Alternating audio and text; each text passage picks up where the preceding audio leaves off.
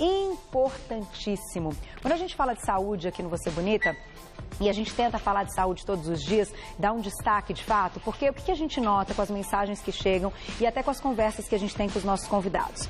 Que falta orientação, que as pessoas precisam de informação e orientação.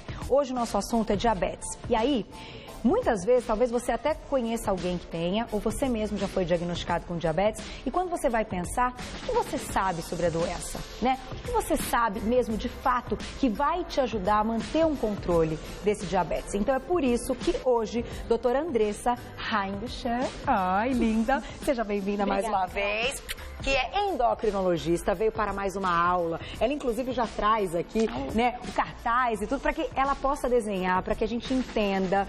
É uma pauta, olha, não dá para desgrudar da tela, né, doutora? Eu vou ficar do lado de cá para não te atrapalhar. Daqui a pouquinho a gente vai mostrar, olha, tá tudo aqui ao lado, as insulinas, a gente vai entrar nessa parte da insulina, mas é claro que a gente tem que começar do começo. Então, vamos lá, doutora Andressa, o que é diabetes? Eu acho que é importante assim, porque na verdade todo mundo fica falando diabetes, então a gente começa do que é diabetes, a gente vai encadeando o raciocínio, certo. E aí eu acho que fica claro para quem vai estar assistindo a gente. Perfeito. Né? Então vamos lá, o que é o diabetes? O diabetes é o aumento do açúcar na corrente sanguínea. Certo. Então o que a gente sabe? Eu vou desenhar já o vaso sanguíneo, tá. Né? Então a gente tem o vaso sanguíneo, dentro do vaso sanguíneo a gente tem glicose circulando, tá? Essa glicose, quando ela está em níveis muito altos no sangue, a gente vai conseguir dosar essa glicose no sangue. E aí, inclusive, é feito o diagnóstico de diabetes. Então, diabetes, na verdade, é caracterizada por um aumento de glicose na nossa circulação. A gente sabe que o nosso organismo ele precisa trabalhar num nível ótimo de glicose, que mais ou menos vai ficar em torno de 70 a 99. Tá. Esse valor é o que a gente dosa na maioria dos exames de sangue. Quando a glicose passa de 99, a gente tem que começar a pensar que a pessoa possa estar desenvolvendo diabetes. Entendi. Seja um estado de pré-diabetes ou um estado de diabetes por si só, Carol. Tá. E nesse caso, então, claro que o primeiro passo é fazer todos os exames. Isso. Vamos dosar. Perfeito, a gente vai dosar no sangue a glicose e aí a gente consegue fazer o diagnóstico. Certo. Tá? Então vamos colocar dessa maneira. A pessoa passou, fez os exames e apareceu ali uma possível alta dessa glicose. Perfeito. O que acontece? Aí o que normalmente a gente faz? A gente vai avaliar se esse paciente tem diabetes tipo 1 ou se esse paciente tem diabetes tipo 2. Certo, então vamos explicar quais são elas. Eu vou passar para ficar mais próximo aqui para ficar. Ai, Carol, eu sempre me enrolo aqui. Não tem problema, eu te ajudo, doutora. É que com tanta tecnologia, eu acho tão legal que médicos convidados como você gostam de ter ali o papel e de desenhar. Gente, isso é muito legal, porque a gente é tão viciado ali nas coisas eletrônicas e tudo mais, que isso aqui a gente foge disso. Isso é muito legal, né? Então, eu vou começar desenhando uma pessoinha. Gente, eu bolei os desenhos, depois vocês tweetam para ver se ficou bom, tá? Então, doutora, assim, aproveita também para desenvolver aí a técnica do desenho. A técnica do desenho, né? Então, assim, eu desenho uma pessoinha e aí a gente vai desenhar o bracinho, a gente vai desenhar o abdômen dessa pessoa, tá? E é pra gente começar a explicar a diferença entre diabetes tipo 1 e tipo 2, certo? Tá? Quando a gente se alimenta, o alimento passa pelo esôfago, ele chega no estômago e quando ele passa pelo duodeno, aqui do ladinho a gente vai ter o nosso pâncreas, certo? E é aqui que vai começar a diferenciação entre diabetes tipo 1 e tipo 2. Tá, então já localizamos o pâncreas. Isso. É o pâncreas que está ligado, então, a essa produção de insulina. Perfeito. Como? Porque, na verdade, a gente sempre fala assim, insulina é produzida no pâncreas, mas como é que é? Por isso que eu gosto de trazer para a gente poder enxergar. Tá. Eu vou dar um zoom no nosso pâncreas, tá? Nosso pâncreas é um órgão que tem cabeça, corpo e cauda. Dentro dele, a gente vai ter uma coisa chamada ilhota. O nome dessa ilhota é ilhota de Langerhans, porque foi o nome do médico que descreveu. Na medicina, a gente tem muito isso. O nome do médico que descobriu, a gente acaba homenageando, né? Essa ilhota, ela são várias células que são organizadas em uma forma de uma ilha mesmo. Tá. Dentro dessa ilha, a gente tem uma célula que é chamada de célula beta. Tá. E é essa célula beta, que eu vou dar um zoom um pouquinho maior nela, que é ela que vai produzir o que? Insulina. Certo. Tá? E ela está na parte do meio do corpo. Ela está em todo o pâncreas. A gente sabe que o pâncreas ele tem em torno de 1 milhão de ilhotas. Então, na verdade, cada ilhota que dentro dela vai ter uma célula chamada célula beta, essa célula que é a fábrica da insulina. Entendi. Ela que é a responsável pela produção de insulina. Tá. Muito bem. Qual é a diferença, então, de um paciente com diabetes tipo 1 ou tipo 2? Que a gente escuta muito. Às vezes o paciente chega para mim no consultório, mas doutora, qual é o meu tipo de diabetes? É tipo 1 ou tipo 2? E eu acho que é isso bacana a gente diferenciar para quem está assistindo a gente. Sem dúvida. Então, assim, qual é o grande problema? No paciente diabético tipo 1, que são 10% dos pacientes com diabetes, a gente tem uma destruição dessa célula beta. Como que acontece essa destruição? O organismo da pessoa produz uma coisa chamada autoanticorpo, que é como se ele se defendesse do próprio pâncreas, da célula beta. Ele não reconhece a célula beta como sendo dele. E aí, com isso, ele passa a fazer o seguinte, ele faz essa célula beta, ele não reconhece. Ele fala, não, essa célula beta, em vez de ser preta, é azul, não é minha. E mata, como ele se matasse. Exatamente, ele ataca e destrói a célula. Perfeito. E aí, com isso, o paciente diabético tipo 1, ele não tem produção de insulina. Mas isso pode ocorrer ao longo da vida ou é no momento que nasce, já nasce com esse sistema acontecendo, meio autoimune, né? Isso. O que acontece? O diabetes, então, tipo 1, eu vou botar aqui pra gente lembrar que a gente tá falando dele. Tá. A pessoa já nasce com uma tendência genética, ela normalmente pode acontecer na primeira infância e na adolescência, é o adulto jovem, é a criança, pode acontecer em bebês também, mas existem casos também de diabetes tipo 1 na vida adulta. Qual é a grande diferença? Porque o paciente diabético tipo 1, ele vai precisar usar insulina muito mais cedo do que o paciente diabético tipo 2. Entendi.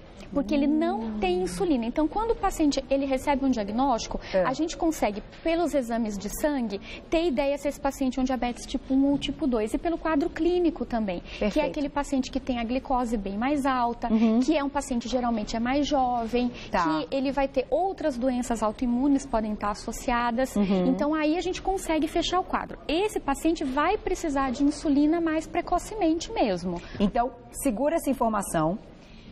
Vou dar um recado e volto. Vamos voltar a falar então da diabetes tipo 2 para a gente fazer a comparação e até citar aí a insulina. E o Mar me falou uma informação importantíssima aqui, que nos últimos 6 anos, 40%, né, foi o aumento aí de pessoas diabéticas. Gente, isso é... E o Brasil tem 7,5 milhões de pessoas diabéticas. Uau!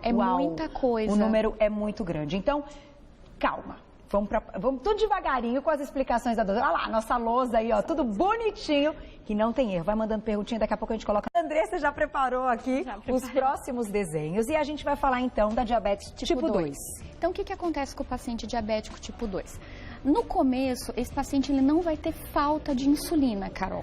E isso eu gosto de explicar assim. O nosso pâncreas, ele é como se fosse uma fábrica. Eu treinei o desenho da fábrica, tá? Pra ficar bonitinho assim. Tá uma gracinha. Parece uma fábrica, tá? Então, ele tem uma capacidade de produção instalada para aquela pessoa. Eu gosto sempre assim, tem que escolher um câmera pra gente botar o peso. Então quem a gente vai escolher? O Saulito. Então, o Saulito, quanto Saulito pesa? Quanto Saulito pesa?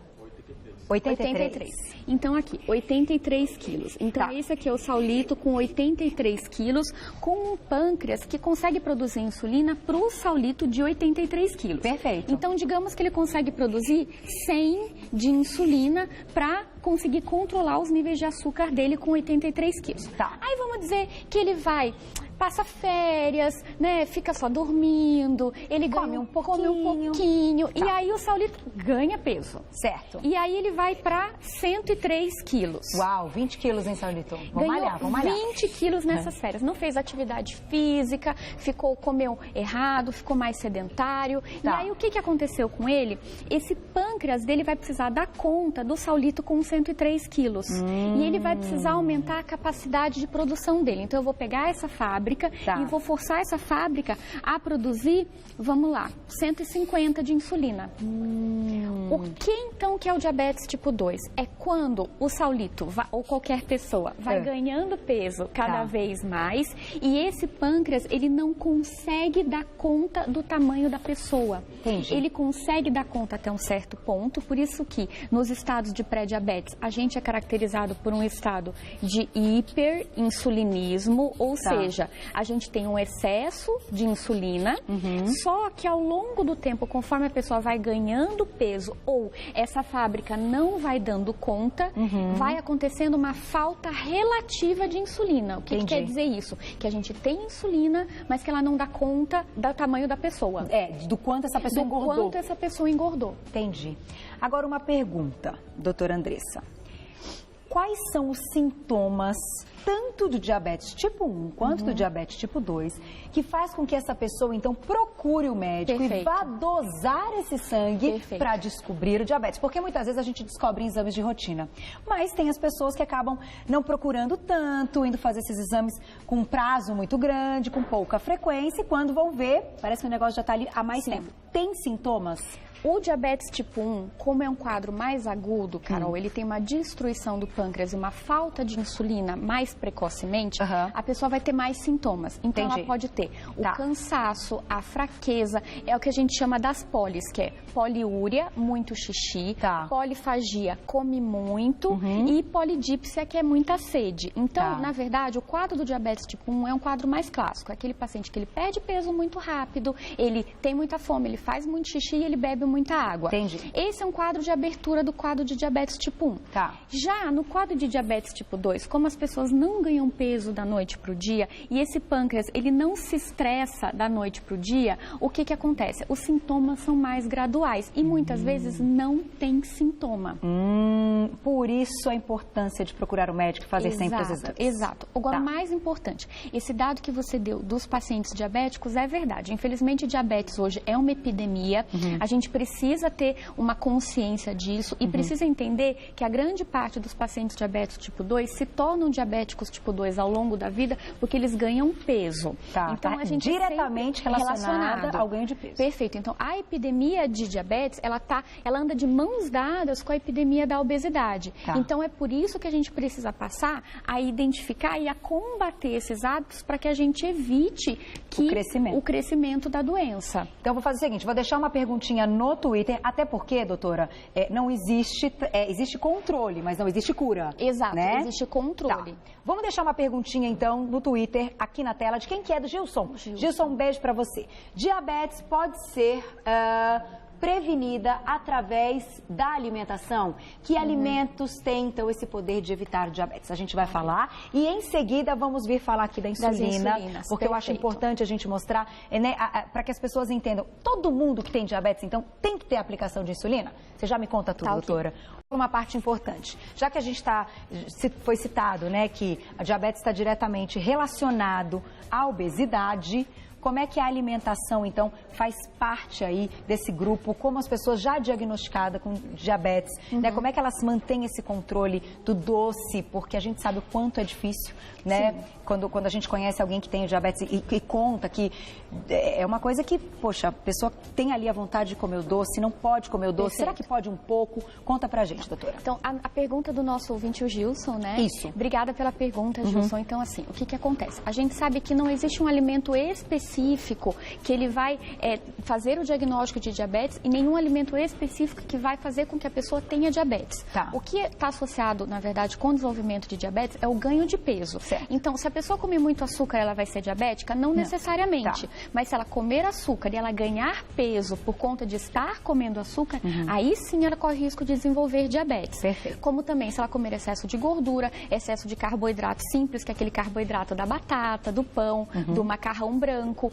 Então, tudo isso do pão branco, do macarrão simples, então, na verdade, o ganho de peso associado a você ter um pâncreas hiperestimulado, um pâncreas que está trabalhando muito, uma fábrica que está produzindo muita insulina, o nosso organismo acaba ficando resistente a essa insulina, o pâncreas estressa e com isso a gente desenvolve diabetes.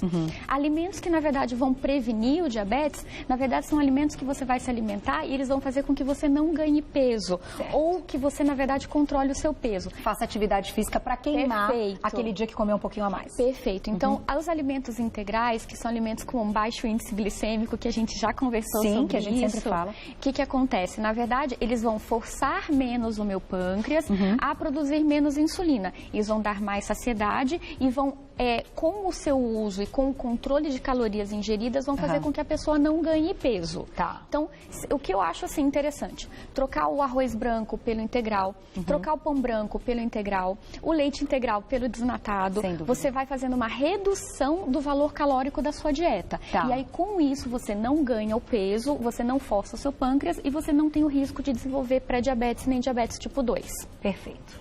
Né? Bem claro, né, gente? Começo, meio e fim. E isso tem, inclusive, total relação com o que a gente falou ontem com o Dr. Roberto. Ele falou sobre esteatite hepática. Esteatite louca. Esteatose hepática. E é exatamente o mesmo ciclo que você explicou. Pode desenvolver outras doenças. Então, assim, é uma coisa que é importante a gente orientar para que possa ter aí essa alimentação saudável, mas não pensando só estética, principalmente na saúde. Olha o quanto isso está sendo relacionado. Agora, tirando isso, existem, a parte da alimentação que é importante, tem uma outra maneira de tratamento. Exato. O que acontece? Qual é o grande objetivo do tratamento? É você controlar a glicose. Tá. Então, você precisa principalmente controlar a glicose, tá?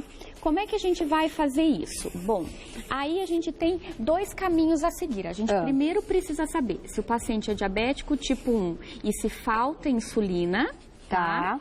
Ou se o paciente é um diabético tipo 2 que ainda não faltou insulina, pelo contrário, está sobrando insulina, mas é uma insulina que não funciona.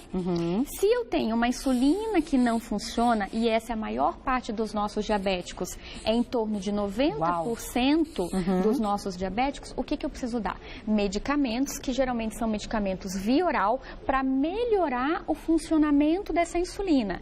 Então tem muita pergunta, às vezes chega e fala assim, mas eu sou diabético tipo 2, eu preciso usar insulina? Não necessariamente. Depende. Se você tem um excesso de insulina e essa insulina não está conseguindo funcionar porque você desenvolveu um estado de resistência à insulina, porque o seu pâncreas sua fábrica está forçando muito a produção, você precisa o quê? Melhorar essa resistência insulínica através de medicamentos, atividade física e correção da dieta, para que essa insulina, que ela tem bastante, mas ela está fraca, consiga funcionar. Perfeito. E é aí que entra a grande diferença dos tratamentos. Agora, aquele paciente que mesmo sendo tipo 2, não tem essa insulina, essa produção de insulina, aí a gente precisa suplementar vem pra cá, doutora, porque eu tenho algumas perguntinhas para fazer, que pessoas, vamos fazer mais Twitter, tudo, gente, muita coisa para perguntar para a doutora, mas eu vou fazer pelo seguinte, pessoas me perguntaram porque sabiam que a pauta ia acontecer e talvez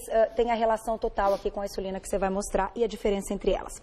A hipoglicemia, onde ela está relacionada com o diabetes? Porque muito se fala dessa hipoglicemia e, enfim, do diagnóstico do diabetes. Como é que é? Então, assim, o que acontece? Quando a pessoa se alimenta, o pâncreas naturalmente vai liberar uma quantidade de insulina para queimar aquele alimento.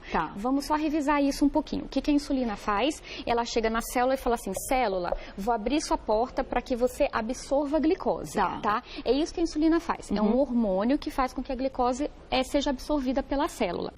Quando o paciente num estágio bem inicial de pré-diabetes, ele tem o quê? Muita insulina. Então, é um pâncreas que eu falo que é um coitado, que é um pâncreas estressado. Então, assim, o que acontece? A pessoa vai comer o pâncreas, ai meu Deus, já vem açúcar. Então, eu vou trabalhar. Nisso, ele faz um pico de liberação de insulina e com isso a pessoa pode ter uma hipoglicemia depois que ela come. Entendi. Mas é por quê? Porque, na verdade, esse pâncreas já está programado e estressado, que ele tem que produzir bastante insulina para dar conta daquela alimentação que vai entrar. Pessoas que têm hipoglicemia e não foram diagnosticadas com diabetes podem ser futuros diabéticos? Pode ser, se ela tiver o quê? Um quadro clínico, se ela tiver um pouco acima do peso, aquilo que você já explicou. Se ela já tiver resistência à insulina, e a gente consegue dosar a insulina pelo exame de sangue. Entendi. Se ela tiver um padrão de resistência insulínica, sim, ela pode ser um diabético. Claro que existem outras causas de hipoglicemia, como o funcionamento exagerado do pâncreas por si só. Então, existem alguns tumores. Então, na verdade, o que vale sempre é uma consulta para que a gente possa identificar identificar para que lado essa hipoglicemia corre. Entendi. Se é uma hipoglicemia por excesso de funcionamento do pâncreas por um tumor, por exemplo, ou se por algum acaso essa pessoa é um pré-diabético que ainda não está sabendo, não foi diagnosticado, enfim. E aí a gente vai conseguir ver. Mas citei então esse assunto porque algumas pessoas podem já ter o diagnóstico, enfim, já sabem que tem a hipoglicemia. Então, que isso seja um alerta, né, para procurar de fato o médico para fazer todos os exames. Perfeito. Vamos então falar das insulinas. Por que a gente tem, então, diferentes? Elas são diferentes? Elas são diferentes, elas são diferentes. O nosso pâncreas, como é que ele funciona? Ele produz uma insulina quando a gente está de jejum e ele produz uma insulina toda vez que a gente se alimenta.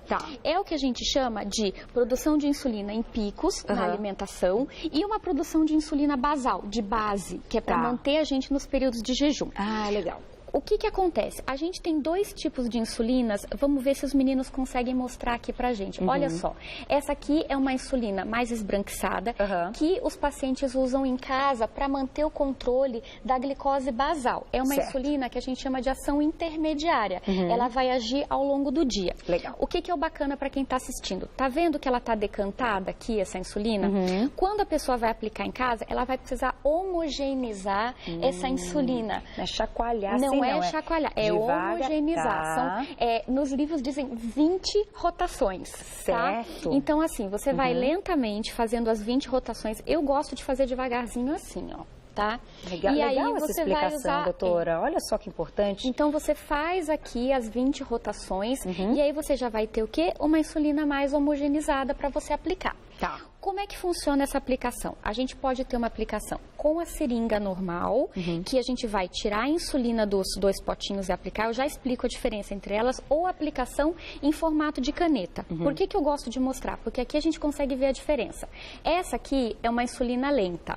Essa aqui, transparente, é uma insulina rápida, tá? Que a gente chama de insulina regular, e essa aqui é a insulina NPH humana. São os 2 tipos mais comuns de insulina. A gente tem outros tipos de insulina, mas o que é mais importante a gente falar, que existem 2 tipos de ação. Uma insulinas que são lentas e intermediárias, essas daqui, e insulinas rápidas e ultra rápidas, que são transparentes. Para que serve isso? Porque essa insulina aqui, basicamente, ela vai corrigir a minha glicose daquele instante que está alterado. Então, o paciente vai comer e ele sabe que ele vai precisar comer e ele vai precisar corrigir essa glicose, ele vai aplicar a insulina regular. Entendi. Se é um paciente que ainda não precisa controlar a glicose da refeição, ele vai usar a insulina NPH ou a insulina lenta, outros tipos de insulina lenta, nas pontas do dia, de manhã e à noite, ou só antes de deitar, ou de manhã na hora do almoço e à noite. E se ele precisar usar uma insulina para queimar a refeição ou corrigir essa glicose, ele vai usar uma insulina de ação rápida. Entendi. Tá? Olha só, gente. Muito bacana, né? Deixa eu só fazer um parênteses. Nosso tempo, né, sem saco. Ai, meu Deus. Eu volto para falar mais. Pode ficar 3 horas de programa? Só um pouquinho, mas pode estender com assuntos tão longos, porque é bom demais ouvir a doutora Andressa.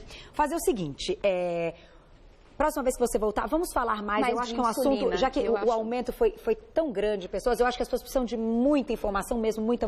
Eu posso ensinar como é que aplica. Vamos fazer, vamos ensinar. Olha, eu achei fantástico que você ensinou como deixar homogênea, mas assim, para a gente fechar, doutora Andressa, para as pessoas que já foram diagnosticadas com diabetes, eu acho muito importante que você diga, como médica e como pessoa, mesmo que eu sei que você tem um carinho com os pacientes e com a medicina, que isso é fantástico. Se não tiver um controle, se não tiver um comprometimento, uma disciplina para cuidar da doença, o que acontece? Então, vamos lá, gente. Isso eu acho que é um recado médico, é um recado de pessoa. Isso. Então, assim, infelizmente, o açúcar no sangue, ele lesiona órgãos vitais no nosso corpo. Retina, rins, coração. E isso é que é a maior causa de morte nos pacientes diabéticos. E a gente não quer ninguém morrendo de diabetes mais e nem ninguém amputado e nem ninguém fazendo hemodiálise. Então, assim, para controlar os níveis de açúcar no sangue, infelizmente, eu acho que até felizmente é preciso de disciplina. Então, o que eu gostaria de passar para quem está em casa nos assistindo, controle os seus níveis de açúcar. Converse com o seu médico qual é a melhor maneira da gente fazer isso. Seja por medicação, seja por aplicação de insulina. Eu sei que é duro e doído. Eu fiz um curso de imersão que a gente virava diabético e aplicava soro fisiológico. Eu sei o quanto é doído, o quanto isso é difícil. Mas eu acho que se a pessoa entender que, infelizmente... Isso que vai salvar a vida. Isso que vai salvar a vida. E felizmente, porque graças a Deus a gente tem os recursos para isso.